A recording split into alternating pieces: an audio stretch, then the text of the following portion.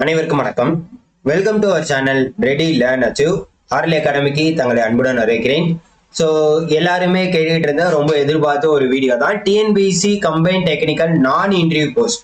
அதாவது overall rank இவ்வளோ வந்திருக்கு, கம்யூனிவல் ரேங்க் எனக்கு இவ்வளோ வந்திருக்கு, கவுன்சிலிங் யாரெல்லாம் கூப்பிடுவாங்க, ஸோ அதே மாதிரி மினிமம் மார்க்ஸ் எவ்வளோ, எல்லாருக்கும் ஏன் ரேங்க் போட்டிருக்காங்க, அதே மாதிரி நான் பாஸா ஃபெயிலா, எனக்கு போஸ்டிங் கிடைக்குமா கிடைக்காதா, ஸோ இதுக்கு எல்லாமே நம்ம என்ன பண்ண போறோம், எப்படி நீங்களே உங்களை பாஸா ஃபெயிலா அப்படின்றத பார்த்துக்கிறத உங்களுக்கு தெளிவா சொல்ல போறோம். அது போக இன்னும் நிறைய தகவலை சொல்ல போறோம். ஸோ அதுக்கு நீங்க நம்ம சேனலை மறக்காம சப்ஸ்கிரைப் பண்ணி உங்க ஃப்ரெண்ட்ஸ் எல்லாருக்குமே ஷேர் பண்ணிவிடுங்க. ஸோ ஃபர்ஸ்ட் ஆஃப் ஆல் வந்து இந்த டிஎன்பிஎஸ்சி சிடிசி எக்ஸாம் ஸோ மொத்தம் எவ்வளோ பேர் என்ன பண்ணியிருக்காங்க, எவ்வளோ போஸ்டிங் அப்படின்றதையும் நான் உங்களுக்கு டீட்டெயிலாக சொல்ல போகிறேன். ஸோ மொத்தம் டிபார்ட்மெண்ட் பார்த்தீங்கன்னா 61 டிபார்ட்மெண்ட். மொத்த பணிகள் என்னன்னு பார்த்தீங்கன்னா 61 டிபார்ட்மெண்ட்ல இருந்து, அதாவது இந்த இருக்கு பார்த்தீங்களா, ஸோ இதுதான் அஃபீஷியல் நோட்டிஃபிகேஷன். இதில் வந்து ஒவ்வொரு டிபார்ட்மெண்ட்டாக மொத்தம் 61 போஸ்டிங் என்ன பண்ணியிருக்காங்க, எடுத்திருக்காங்க. சரியா? எவ்வளோ பணியிடங்கள் அப்படின்னு பார்த்தீங்கன்னா வேகன்சிஸ்ன்னு பார்த்தீங்கன்னா 1235 இப்ப வரைக்கும் அடண்டத்தை அப்டேட் பண்ண வரைக்கும். சோ எவ்வளவு பேர் அப்ளை பண்ணிருக்காங்க அப்படின்னு பாத்தீங்கன்னா, உங்களுக்கு அப்ளை பண்ணவங்களோட லிஸ்ட். ஸோ இது ரொம்ப முக்கியமானது. 95,925 கிட்டத்தட்ட 1,00,000 பேரு கிட்ட, 5,000 கம்மி தான். ஸோ தேர்வு எழுதினவங்களோட எண்ணிக்கை எத்தனை, எக்ஸாம் அட்டன் பண்ணது எவ்வளவு பாத்தீங்கன்னா 45,805 பேர். ஸோ மிச்சம் அட்டன் பண்ணாதவங்க ஆப்சென்ட் எவ்வளவு பேர் அப்படின்னு பாத்தீங்கன்னா 49,204 பேர் ஆப்சென்ட் ஆயிருக்காங்க. கிட்டத்தட்ட பாதிக்கு பாதி என்ன ஆயிருக்காங்க, ஆப்சென்ட் ஆயிருக்காங்க. ஸோ ரொம்ப ஒரு முக்கியமான தகவல். ஸோ இது தெரிஞ்சுக்காங்க. ஸோ அப்படி இருக்கிறப்ப இந்த 1235 வேகன்சிக்கு 1,00,000 பேர் போஸ்டிங் இது போட்டி போடுறாங்க. அதுல இந்த 49,204 பேர் வரல அப்படின்னா உங்களுக்கு இதுலயே பாதிக்கு பாதி வாய்ப்புகள் அதிகமாயிருச்சு. ஸோ இப்ப உங்களோட ஓவரால் ரேங்க் என்ன, கவுன்சிலிங் எப்ப கூப்பிடுவாங்க, எல்லாத்தையுமே நம்ம டீட்டெயிலா பார்க்க போறோம். ஸோ அதுக்கு முன்னாடி இந்த நோட்டிபிகேஷன் எடுத்து வச்சுக்காங்க. ஸோ இங்க டிஎன்பிஎஸ்சி இதுல இருக்கு, நம்மளோட டெலிகிராம் சேனல்லையும் நான் அப்டேட் பண்ணிடுறேன். சரியா? ஸோ ஃபர்ஸ்ட் நோட்டிபிகேஷன் விட்டாங்க, இதுதான். ஸோ உங்களுக்கு எப்ப எக்ஸாம் நடந்துச்சு, 26ஆம் தேதி எக்ஸாம்ஸ் நடந்துச்சு, எல்லாருக்குமே தெரியும். சரியா? ஓகே. ஸோ இதுல என்ன அப்படின்னு பாத்தீங்கன்னா, முக்கியமா இந்த மார்க். சார் ஏன் சார் எல்லாருக்கும் ரேங்க் போட்டிருக்காங்க, எல்லாருக்கும் ஏன் ரேங்க் போட்டிருக்காங்க அப்படின்ற ஒரு கேள்வி உங்களுக்கு இருக்கும். சரிங்களா? எல்லாருக்கும் ஏன் ரேங்க் போட்டிருக்காங்க அப்படின்றது. ஸோ எல்லாருக்கும் ஏன் ரேங்க் போடுறாங்க அப்படின்னு பாத்தீங்கன்னா, முக்கியமா நீங்க எந்த இடத்துல தெரிஞ்சுக்கிறீங்க. நிறைய தடவை நிறைய பேர் வந்து கம்ப்ளைண்ட் பண்ணியிருக்கோம், ஞாபகம் இருக்கா? சார் லிஸ்ட் மட்டும் விடுறாங்க, கண்டிப்பா அவங்க வந்து மார்க் விட்டாதானே நம்ம அப்டேட் பண்ண முடியும். நிறைய தடவை டிஎன்பிஎஸ்சி மேலேயே நம்ம கம்ப்ளைண்ட் பண்ணிட்டு இருந்திருக்கோம். ஸோ அதன் அடிப்படையில் தான் அவங்க நான் என்ட்ரி போஸ்ட் குரூப் 4க்குமே பாத்தீங்கன்னா இந்த மாதிரி ஓவரால் ரேங்க் என்ன போஸ்டுக்கு என்ன ரேங்க்ல இருக்குங்க அப்படின்றத தெளிவா விட்டுருவாங்க. ஸோ இதுதான் ஆக்சுவலா பாத்தீங்கன்னா உங்களோட ஸ்கீம் ஆஃப் எக்ஸாம் பேட்டர்ன். இதுல வச்சுதான் மார்க்ஸ் உங்களுக்கு சூஸ் பண்ணியிருப்பாங்க. இங்க பாருங்க, அதாவது தமிழ் எலிஜிபிலிட்டியை விட்டுருங்க. சரியா? இது வந்து ஜஸ்ட் இதுல நீங்க பாஸ் ஆனா மட்டும்தான் மத்த பேப்பரை திருத்துவாங்க. அது ரொம்ப ரொம்ப முக்கியமானது. இந்த ஜெனரல் ஸ்டடிஸ் பார்ட் பில ஜெனரல் பேப்பர் 1ல பார்ட் பியும் பேப்பர் 2 தான் முக்கியமா நமக்கு ஸ்கோரிங் பார்ட். அதுல அவங்க என்ன சொல்லியிருக்காங்க, இது ஒரு 150, இது ஒரு 300 சப்ஜெக்ட் பேப்பர். மொத்தமா 450க்கு தான் அவங்க மார்க்கே அலோகேட் பண்ணி போடுறாங்க. 450க்கு தான் மார்க்கே அலோகேட் பண்ணி போடுறாங்க. SC, SCA, ST, MBC, DC, BC, BCM, OBCM. So இவங்கெல்லாம் பார்த்தீங்கன்னா மினிமம் 135 மார்க் எடுத்தாதான் பாஸ். ஸோ இந்த 135 மார்க் எடுத்த எல்லாருக்குமே மேக்சிமம் என்ன வந்திருக்கும் அப்படின்னு பார்த்தீங்கன்னா, உங்களுக்கு அந்த ரேங்க் வேல்யூ அப்படின்றத விட்டுருப்பாங்க. முக்கியமா மேக்சிமம் வந்து நீங்க மினிமம் பாஸ் ஆயிருக்கீங்க அப்படின்னாலே உங்களுக்கு ஓவரால நீங்க எந்த ரேங்க்ல இருக்கீங்க அப்ளையோட சேர்த்து அப்படின்றத விட்டுருப்பாங்க. இது ஒரு முக்கியமான விஷயம். அதர் ஓசி கேட்டகரினா 180 மினிமம் இருக்கும். இதுதான் வந்து மினிமம் மார்க்ஸ். சரியா? Right, okay. இப்ப எப்படி சார் கம்யூனிவல் ரேங்க், ஓவரால் ரேங்க் அப்படின்ற கேட்டகரியை பார்ப்பீங்க. இந்த தமிழ் எலிஜிபிள்ல நீங்க எவ்வளவு எடுத்திருக்கீங்க அப்படின்றத இங்க மார்க் உங்களுக்கு போட்டுருவாங்க. அதே மாதிரி உங்களுக்கு பாத்தீங்க அப்படின்னா இங்க பாருங்க, தமிழ் எலிஜிபிலிட்டியில மார்க் போட்டுறாங்க. பார்ட் பில நீங்க எவ்வளவு எடுத்திருக்கீங்க, இந்த பார்ட் பியை தான் இங்க வந்து உங்களுக்கு கன்சிடர் பண்ணி போடுவாங்க, டோட்டல் மார்க்கா கன்சிடர் பண்ணி போடுவாங்க. பேப்பர் 2ல நீங்க எவ்வளவு மார்க் எடுத்திருக்கீங்க அப்படின்றது முக்கியம். சோ இப்போ இங்க நீங்க பாருங்க, இவரோடதான் எடுத்திருக்கோம். இப்ப அவர் பாத்தீங்கன்னா 157.50 மார்க் எடுத்திருக்காரு. 157.50 மார்க் எடுத்திருக்காரு. ஓகேவா? ஸோ இந்த 157.50 மார்க்கு ஸோ எங்க வந்து கன்சிடர் பண்ணுவாங்க அப்படின்னு பாத்தீங்கன்னா இங்க இருக்கு பாத்தீங்களா. அப்ப அவர் வந்து 157 மார்க் எடுத்திருக்காரு அப்படின்னா 135க்கு மேலதான் எடுத்திருக்காரு. அதாவது என்ன கேட்டகரி, அவரு பிசி கேட்டகரி. ஸோ பிசி கேட்டகரியில அவர் வந்து 157 மார்க் எடுத்திருக்காரு. அப்படி இருக்கிறப்ப அவர் 135க்கு மேல மார்க் எடுத்துட்டாரு. 450க்கு 157 எடுத்திருக்காரு. அவர் ஓவராலா பாஸ். அதனாலதான் அவங்க வந்து ரேங்க் வேல்யூ கொடுத்திருக்காங்க. சரியா, இதுதான் முக்கியமா நீங்களும் இதை தான் தெரிஞ்சுக்கணும். சரி, ஓகே. இப்ப ஓவரால் ரேங்க், கம்யூனியல் ரேங்க் இது வந்து இருக்கு அப்படின்னா நான் வந்து அந்த போஸ்டிங்க்கு பாஸா இல்லையா, அதே மாதிரி கவுன்சிலிங் என்ன கூப்பிடுவாங்களா கூப்பிட மாட்டாங்களா இப்படின்ற கேள்விதான் உங்களுக்கு நிறைய பேருக்கு இருக்கும்.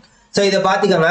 ஓவரால் ரேங்க்னா இந்த போஸ்டிங்க்கு ஓவராலா எத்தனை பேர் அட்டன் பண்ணாங்களோ அது, அதுல கம்யூனியல் ரேங்க் இப்படிதான் அவங்க கொடுத்துருக்காங்க. சரி, அதே மாதிரி டெக்னிக்கல் எக்ஸிக்யூட்டிவ், நீங்க அசிஸ்டன்ட் இன்ஜினியர் எலக்ட்ரிக்கலா இருக்கட்டும், என்ன போஸ்டிங்கா இருக்கட்டும், அந்த கோர் நம்பருக்கு ஓவராலா எவ்வளவு பேர் அப்ளை பண்ணிருக்காங்க, கம்யூனிட்டி வைஸ் அவர் வந்து எவ்வளவு ரேங்க்ல வராங்க அப்படின்றதா ரொம்ப முக்கியமானது. ஸோ இதை ஜஸ்ட் தெரிஞ்சுக்காங்க. Right, okay. இப்போ வந்து கம்யூனிட்டி வைஸ் நம்ம பார்க்க போறோம். சரியா, கம்யூனிட்டி வைஸ் நம்ம பார்க்க போறோம். இப்போ நம்ம இதே எடுத்துக்கோம். லாஸ்டா வந்து அடண்டத்தை எடுத்துக்கோம். சரிங்களா, லாஸ்டா வந்து அடண்டத்தை எடுத்துக்கோம். நான் சொல்றேன் எல்லாத்துக்குமே. இப்போ வந்து அசிஸ்டன்ட் இன்ஜினியர் எலக்ட்ரிக்கல் வந்து என்ன பண்ணிருக்காங்க, இதுலதான் இன்க்ளூட் பண்ணாங்க. லாஸ்டா வந்து அடண்டத்துல இதை விட்டுட்டு தான் ரிசல்ட் விட்டாங்க. 195 வேகன்சி, அதாவது டிபிடிசி, டிஎன்பிடிசின்னு சொல்லுவாங்க, Tamil Nadu power distribution corporation limited. Civil 30, mechanical 25 அப்படின்றத கொடுத்துருக்காங்க. Reservation merit age posted person R included அப்படின்றத கொடுத்துட்டாங்க. ஏஜ் லிமிட் உங்களுக்கு கொடுத்துருக்காங்க, அதை பார்த்துக்கோங்க. சரியா, இப்ப வேகன்சி டிஸ்ட்ரிபியூஷன் அதுதான் ரொம்ப முக்கியம். வேகன்சி டிஸ்ட்ரிபியூஷன் ரொம்ப ரொம்ப முக்கியம். இப்ப இந்த இடத்துல எடுத்துக்கோங்க. இப்ப நான் எலக்ட்ரிக்கலுக்கு வரேன். இந்த இருக்கு பாத்தீங்களா. இப்ப assistant engineer electrical code number 3266 இது ஒண்ணு. சரியா, இப்ப என்ன சொல்றாங்க அப்படின்னு பாத்தீங்கன்னா, ஜிடி ஜெனரலுக்கு எவ்வளவு போஸ்டிங், அதாவது டாப் மார்க் வாங்கியிருக்கீங்க ஜெனரல்லே வந்து ஓவரால் ரேங்கே நீங்க 32க்குள்ள வந்துட்டீங்க அப்படின்னா அவங்க ஜெனரல் கேட்டகரியிலே போஸ்டிங் எடுத்துக்குவாங்க. அவங்களுக்கு வாய்ப்பு கன்ஃபார்மா இருக்கு. சரியா, ஃபர்ஸ்ட் ஜெனரல் கேட்டகரிக்கு தான் ஃபில் பண்ணுவாங்க, அடுத்து வந்து கம்யூனிட்டி வைஸ் வருவாங்க. இப்ப நீங்க வந்து நார்மலா வந்து ஒரு பிசி கேட்டகரியா இருக்கீங்க, பிசி. சரியா, இந்த இருக்கு பாருங்க, பிசி கேட்டகரியில மொத்தம் 26 போஸ்டிங் கொடுத்துருக்காங்க. இப்ப நீங்க இந்த அசிஸ்டன்ட் இன்ஜினியர் எலக்ட்ரிக்கல் வச்சுக்கோங்க, எலக்ட்ரிக்கலோ மெக்கானிக்கலோ எதுனாலும் எடுத்துக்காங்கன்னு வச்சுக்கோங்களேன். சோ இந்த மாதிரி தான் நீங்க பார்க்கணும். இப்ப பாருங்க, இந்த பிசில வந்து நீங்க அதாவது கம்யூனியல் ரேங்க் வந்து உங்களுக்கு வந்து ஒரு 30 இருக்குன்னு வச்சுக்கோங்க. கம்யூனியல் ரேங்க் 30, ஓவரால் ரேங்க் வந்து ஒரு 100. நான் வந்து ஜஸ்ட் எக்ஸாம்பிளுக்கு சொல்றேன். சரிங்களா, இப்ப கம்யூனியல் ரேங்க்ல நீங்க 30 வந்து, இப்ப ஓவரால் ரேங்க்ல 100, மொத்தம் இந்த அசிஸ்டன்ட் இன்ஜினியர் வேகன்சி எவ்வளவு அப்படின்னு பாத்தீங்கன்னா 195. சரியா, மொத்தம் இந்த அசிஸ்டன்ட் இன்ஜினியர் வேகன்சி எவ்வளவு, 195 இருக்கு பாத்தீங்களா. இந்த 195ல இப்ப நீங்க ஓவரால் ரேங்க் 100 வாங்கிட்டீங்க அப்படின்னா கண்டிப்பா உங்களுக்கு வாய்ப்புகள் இருக்கு. கண்டிப்பா வந்து உங்களுக்கு என்னது வாய்ப்புகள் இருக்கு.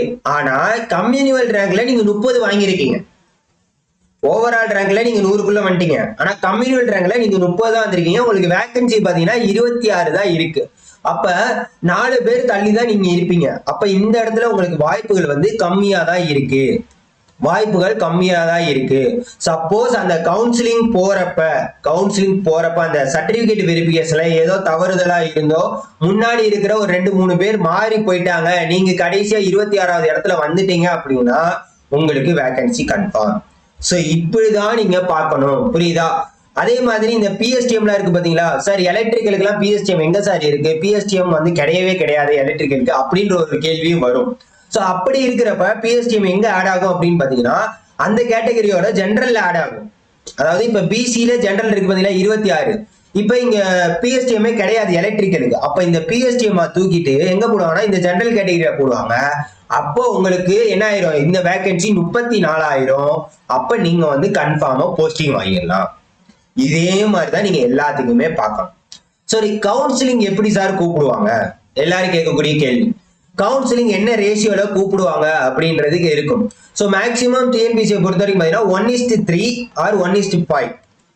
சோ இந்த 2 கேட்டகரியில, ஆனா ஒவ்வொரு எக்ஸாமை பொறுத்து மாறதுக்குண்டான வாய்ப்புகள் இருக்கு. 1:3, அதாவது ஒரு போஸ்டுக்கு 3 பேரை கூப்பிடுவாங்க, இல்ல ஒரு போஸ்டுக்கு 5 பேரை கூப்பிடுவாங்க. இதுதான் நார்மலா இருக்கிற கான்செப்ட்.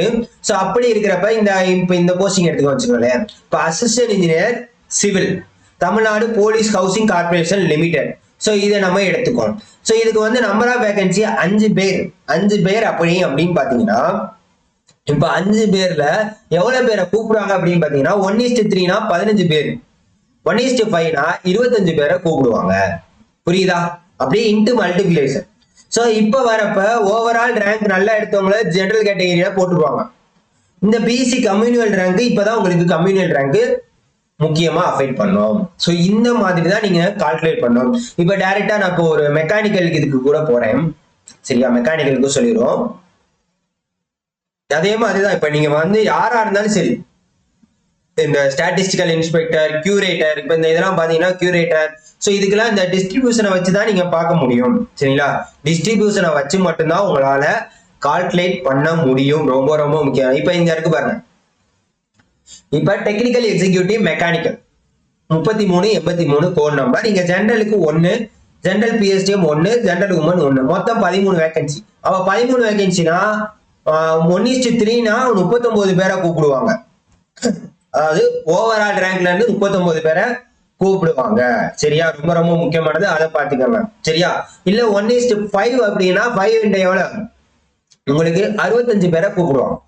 சோ இந்த 65 பேரையும் மெரிட் லிஸ்ட பேஸ் பண்ணி தான் கூப்பிடுவாங்க. நீங்க மார்க் எடுத்திருப்பீங்க பாத்தீங்களா, ஓவரால் ரேங்க், அந்த ரேங்கை வச்சுதான் கூப்பிடுவாங்க. சரியா? அப்ப ஜெனரல் கேட்டகரியில நீங்க நல்ல மார்க் எடுத்திருந்தீங்கன்னா ஃபர்ஸ்டே உங்களுக்கு போஸ்டிங் கன்ஃபார்ம். சோ இப்பதான் வந்து நீங்க இதை பார்க்கணும் மறுபடியும். இப்ப இங்க பாருங்க, ஓவரால் மார்க் எல்லாம் எவ்வளவு எடுத்திருக்காங்க. இப்ப இந்த டெக்னிக்கல் எக்ஸிக்யூட்டிவ்க்கு அவர் ஓவரால் ரேங்க் 998 எடுத்திருக்காரு, கம்யூனியல் ரேங்க் 380. அப்ப வாய்ப்பு இருக்கான்னு கேட்டீங்கன்னா கிடையாது. ஏன்னா அங்க டெக்னிக்கல் எக்ஸிக்யூட்டிவ் வேகன்சியே பாத்தீங்கன்னா 13 வேகன்சி தான் போட்டிருக்காங்க. 65 பேரை கூப்பிட்டாலுமே 65வது ரேங்க்ல இருக்கணும். சோ இந்த மாதிரி தான் உங்களுக்கு ஒவ்வொரு தடவையும் கால்குலேஷன் இப்படிதான் பண்ணுவாங்க. அப்ப இந்த 1:5 அப்படின்ற ரேஷியோல கனெக்ட் பண்ணா கூட இப்ப வேகன்சியை நீங்க பார்க்கணும் கண்டிப்பா. இப்ப இந்த இடத்துல வந்து டெபுட்டி மேனேஜர் டைரிங்க்கு 23 வேகன்சி அப்படின்னா 1:5னா 23x5 எவ்வளவு வரும்?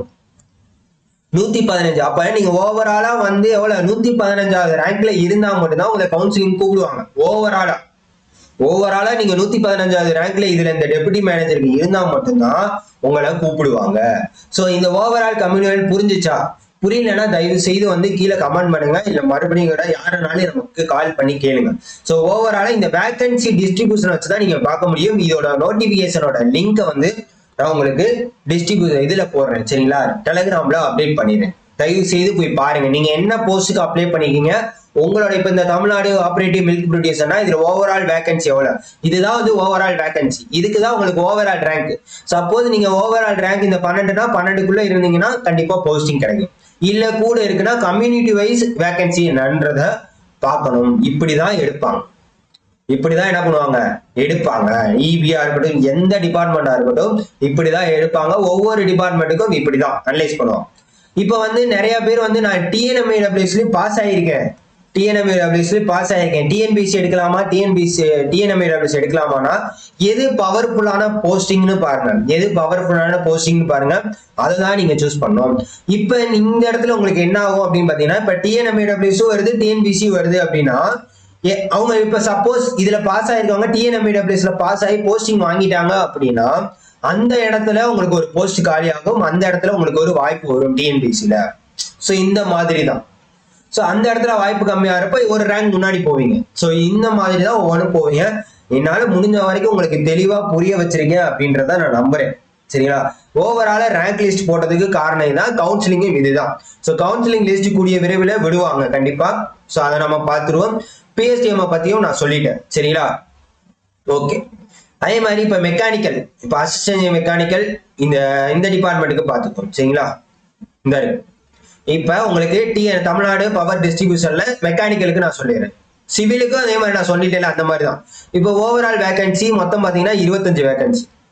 25 அப்ப 1:5னா 125 பேர். நீங்க ஓவராலா வந்து 125 ரேங்க்குள்ள இருந்தீங்கன்னா வாய்ப்பு இருக்கு. ஆனா அதுலயும் பாத்தீங்கன்னா உங்களோட கம்யூனியல் ரேங்க் பார்க்கணும். இப்ப பிசில வந்து ஜெனரலுக்கு 3 தான் இருக்கு அப்படின்னு பாத்தீங்கன்னா நீங்க வந்து இதுல 125 இருந்தாலும் ஒரு கம்யூனியல் ரேங்க்ல ஒரு 5க்குள்ள கிட்ட நீங்க இருக்கணும். அப்பதான் உங்களுக்கு ஜெனரல்ல இது கிடைக்க வாய்ப்பு இருக்கு. ஸோ இந்த மாதிரி தான் பிரிச்சு பிரிச்சு பார்க்க வேண்டியதா இருக்கும் ஒவ்வொரு கேட்டகரி வைஸ். இதோட எல்லாத்தோட பிடிஎஃப்பும் நான் வந்து என்ன பண்றேன் உங்களுக்கு டெலகிராம்ல போடுறேன். தயவு செய்து என்ன பண்ணுங்க யூஸ் பண்ணிக்கோங்க சரிங்களா. நீங்க என்ன ஸ்டேஜ்ல இருக்கீங்கன்றத நீங்களே பார்த்துக்கலாம். நம்மள கவுன்சிலிங் கூவுவாங்களா மாட்டாங்களான்றதையும் நீங்களே அனலைஸ் பண்ணிக்கலாம். இதுதான் டோட்டல் அனாலிசிஸ். புரிஞ்சிருச்சா? ஏன் இவ்வளவு மார்க் போட்டிருக்காங்க, எதுக்கு எல்லாத்துக்கும் ரேங்க் போட்டிருக்காங்க, இந்த மார்க்ல இந்த மாதிரி நிறைய கேள்வி நீங்க எல்லாரும் கேட்டதுக்கு ஸோ என்னால முடிஞ்ச வரைக்கும் உங்களுக்கு என்ன பண்ணிட்டேன் நான் விளக்கங்களை கொடுத்துட்டு ஸோ தொடர்ந்து என்ன பண்ணுங்க இதே மாதிரி நம்ம சேனலை ஃபாலோ பண்ணுங்க. TNPSC combine technical service exam அடுத்து நான் இன்டர்வியூ போஸ்ட் உங்களுக்கு இன்டர்வியூ போஸ்ட் வந்து மே ஃபர்ஸ்ட் வீக்லயும் நான் இன்டர்வியூ போஸ்ட் வந்து மே லாஸ்ட் வீக்லயும் அதே மாதிரி டிப்ளமோ ஐடி லெவல் ஜூன் மாசமும் வரப்போகுது. ஸோ இந்த எக்ஸாம்ல கிளியர் பண்ணல அப்படின்னு தெளிவா தெரிஞ்சிருச்சு அப்படின்னா அடுத்த எக்ஸாமுக்கு மூவ் ஆனாங்க. தயவு செய்து படிக்க ஸ்டார்ட் பண்ணுங்க. அதே மாதிரி கம்பைன் டெக்னிக்கல் சர்வீஸ் எக்ஸாம் எல்லாத்துக்குமே அப்டேட்டட் சிலபஸ் நம்ம ஒவ்வொன்றா அப்டேட் பண்ணிட்டு இருக்கோம். இப்போதைக்கு மெக்கானிக்கல் தமிழ் இதெல்லாமே அப்டேட் பண்ணிட்டு அடுத்து motor vehicle inspector electrical ECE civil எல்லாமே நம்ம கொண்டு வருவோம். அதே மாதிரி அப்கமிங்ல டிஎன்எம்ஏடபிள்யூஸும் வரும். அதுக்கு உண்டான இதுவும் இருக்கு. தயவு செய்து வேணுங்கிறவங்க இப்ப இருந்தே வாங்கி படிக்க ஸ்டார்ட் பண்ணுங்க. ஸோ நீங்க அடுத்து என்ன எக்ஸாமுக்கு ப்ரிப்பேர் ஆகிறீங்களோ அது அந்த எக்ஸாமுக்கு கிளாஸஸ் வேணும் அப்படின்னு சொல்லிட்டு கமெண்ட் பண்ணுங்க. நம்ம ஒவ்வொன்றா கண்டிப்பா அப்டேட் பண்ணுவோம். மறக்காம நம்ம சேனலை சப்போர்ட் பண்ணி உங்க ஃப்ரெண்ட்ஸ் எல்லாருக்கும் ஷேர் பண்ணி விடுங்க. தேங்க்யூ.